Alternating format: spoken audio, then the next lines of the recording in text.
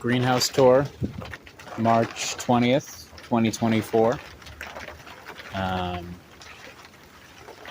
Things are going well. Got over a little over 50 different varieties of perennial flowers growing. Everything from these camisas to got a few different varieties of milkweed. It started hailing when I started recording, but it's pretty warm in here. I think it's about 60 degrees or so.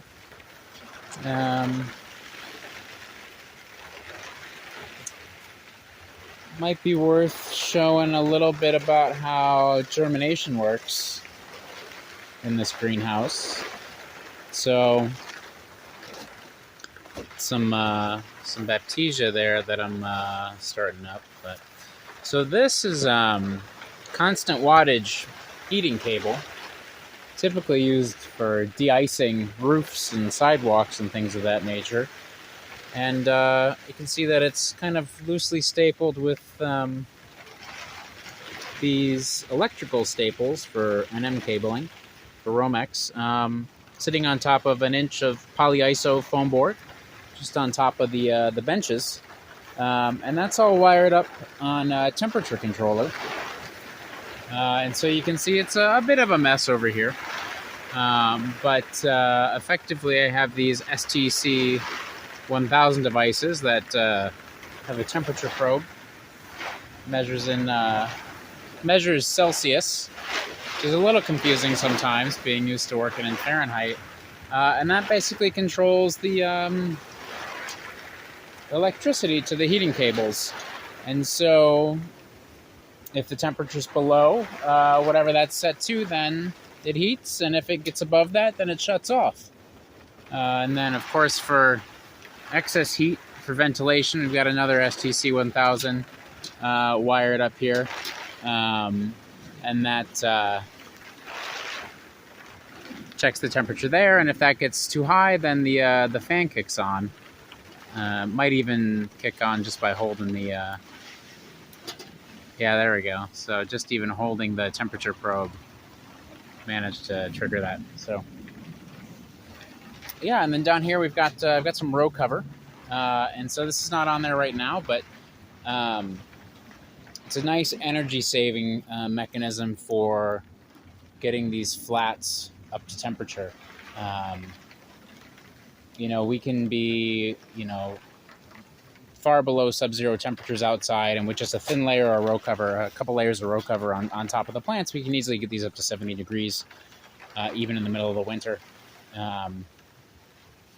Row cover's off right now just because it takes a little bit of work to get it on and off. Kind of got to check on it every so often. And then also, just got to be gentle so you don't damage the plants pulling it on and off. Next year, would like to have some sort of support for the row cover, both to make removal easier, but also so that we can automate that. So that's how we do germination. You can see it worked pretty well.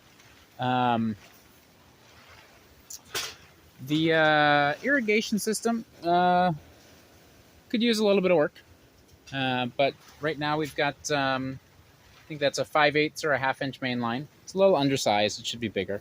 Come into the greenhouse on a Bluetooth controller, and then there's sort of a Venturi style fertigation bucket. So if we need to supply any amount of fertilizer, we can do that injected through these overhead sprinkler lines. Typically, I wouldn't really be applying that until late spring, trying to get stock that hasn't sold, just to keep it alive a little bit longer, to plant outdoors or continue to sell. Yeah. In the meantime, notice there are a few crops, poppies in particular, on the other side. Don't know if you can see from here, but they're taking on a bit of yellowing. which to me indicates a nitrogen deficiency. Yeah, they're not looking as hot.